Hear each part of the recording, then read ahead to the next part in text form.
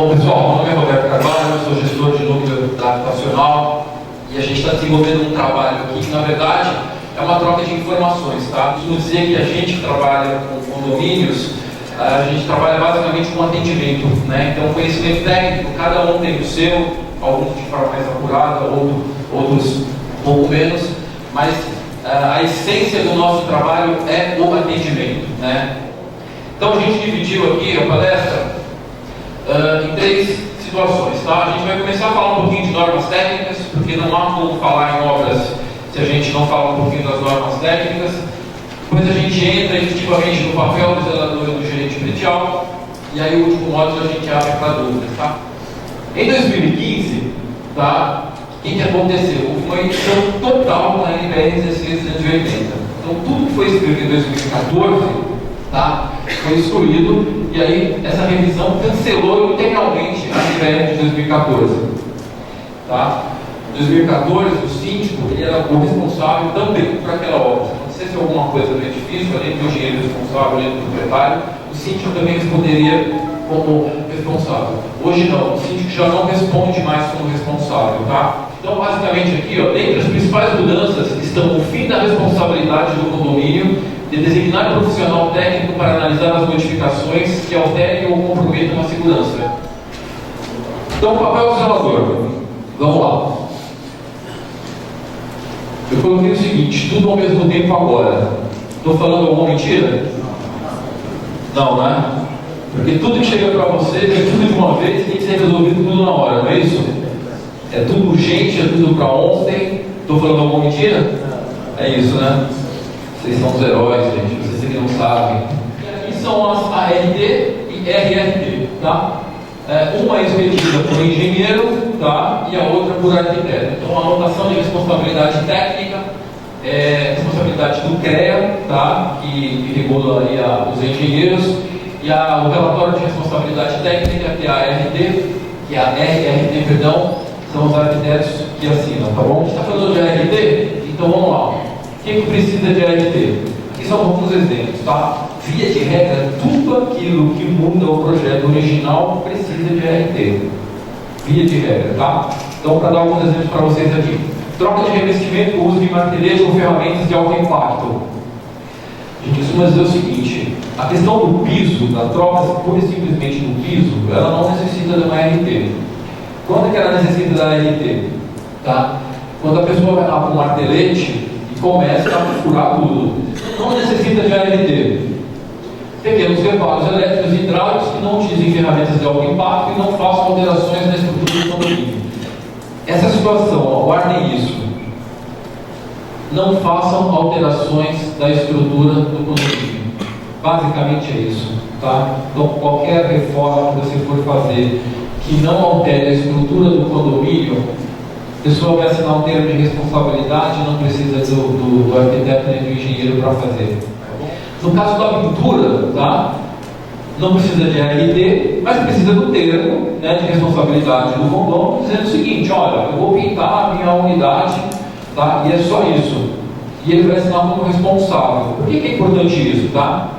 Eu não sei que tipo de tinta que esse condomínio vai usar lá dentro, tá? Por que é importante vocês terem o termo assinado da mesma forma, tá? Só uma pintura, gente. Da mesma forma, vocês terem a informação de quando começa, quando termina, porque vocês têm que organizar a estrutura do prédio para receber isso. Então, é material que vai chegar, é prestador que vai sujar, tá? Então, tudo isso tem que estar coordenado, vocês têm que saber como é que vai acontecer isso, para que não tenha problema. Mas a RT não precisa, tá? Fazer cumprir é.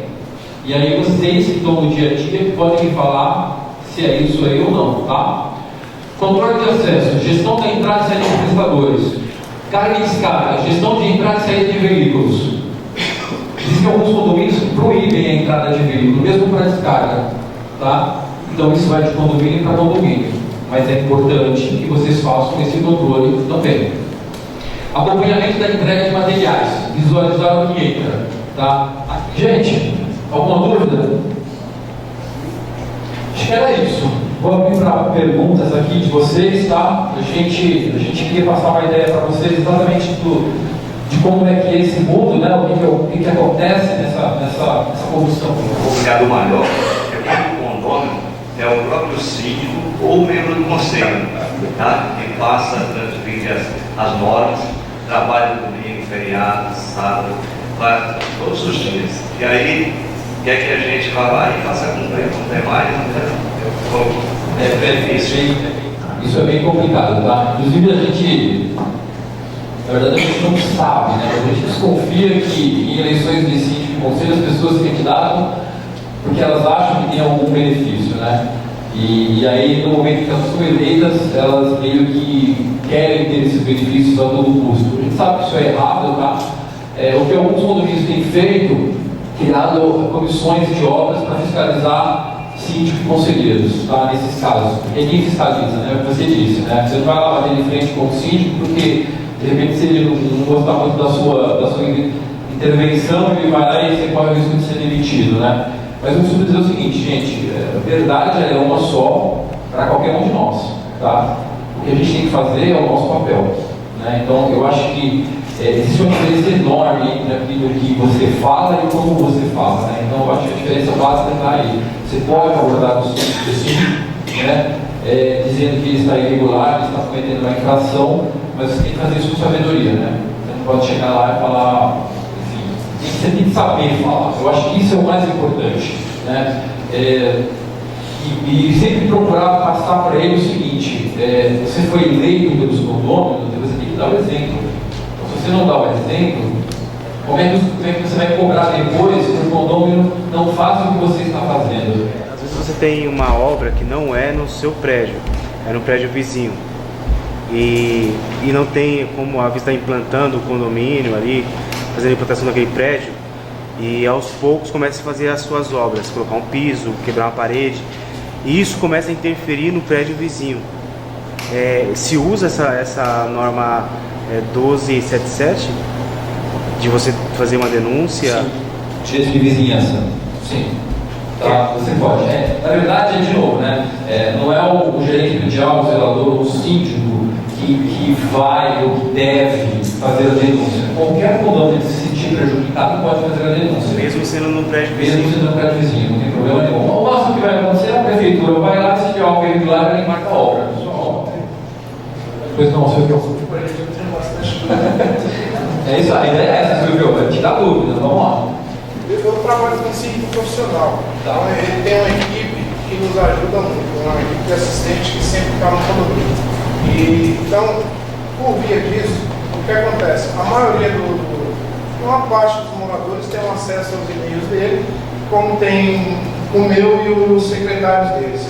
Então, o que acontece? Alguns moradores eu tenho a documentação e outras ficam no escritório do síndico. Qual a obrigatoriedade de essa documentação estar no condomínio? Ou estando com ele é a mesma coisa? É obrigado estar no condomínio? Eu não vejo como obrigação estar no condomínio. Esse documento tem que existir e tem que estar guardado, tá? Vamos lembrar então do síndico. O síndico é a pessoa que responde civil e criminal pelo prédio. Vamos pegar uma situação extrema. Acontece um acidente lá, o governo tem que entrar. Ele vai procurar quem? O síndico, né? Síndico local, tudo que tem nesse prédio, dessa unidade. Se ele tiver isso arquivado, não tem problema nenhum.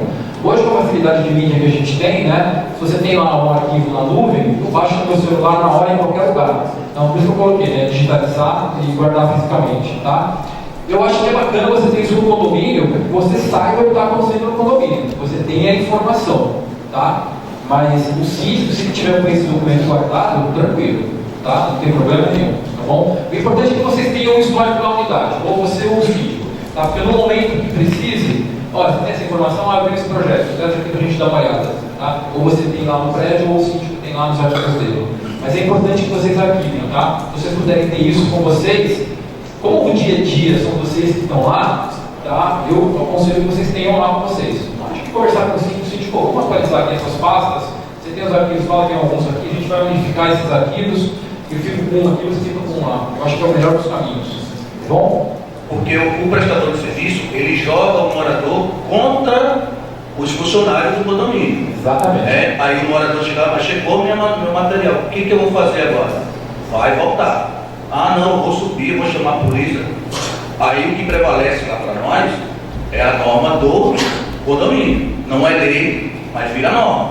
Não vai subir. Aí o prestador volta com material que não pode subir, não pode entrar o caminhão, não pode entrar nada, ele tem que subir pela...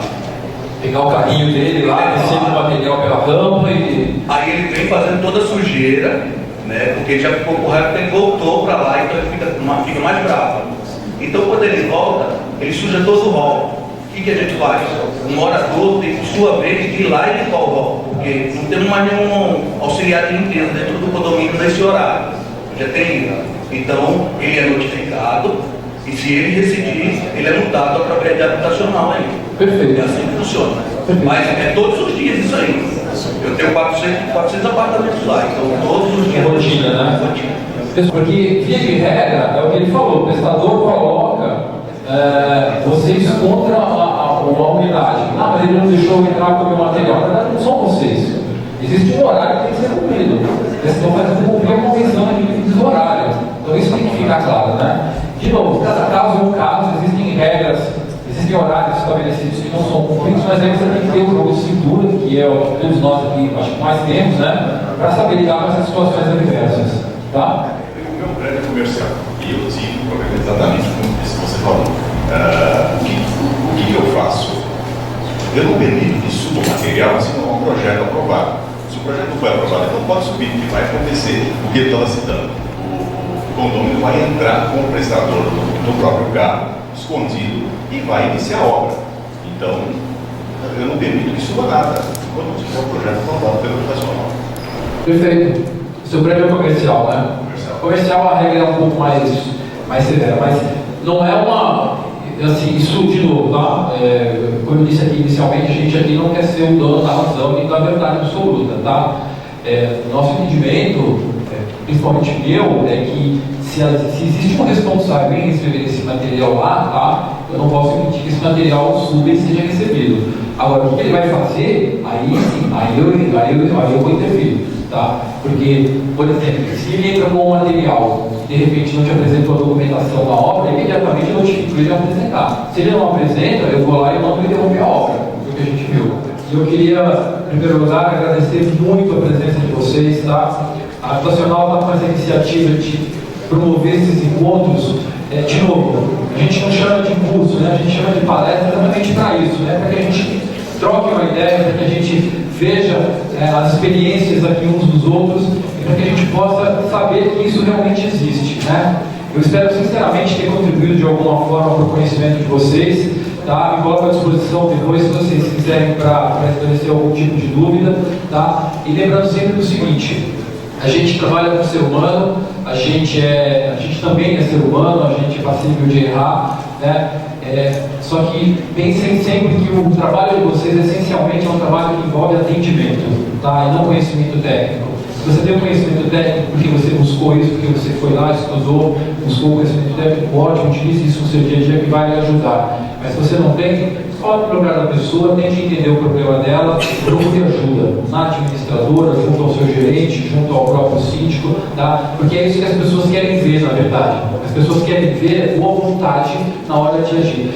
Você pode falar não de várias formas, né? Você pode simplesmente falar um não puro e simples, seco, para uma questão. Você pode falar um não depois de avaliar a questão. Existe uma enorme diferença entre uma situação e outra, né? Então, o conselho que eu dou para vocês é o seguinte: não assumam responsabilidade que não é de vocês, tá? E procurem sempre informar as pessoas envolvidas, os condôminos e o síndico, que é o responsável civil legal pela construção.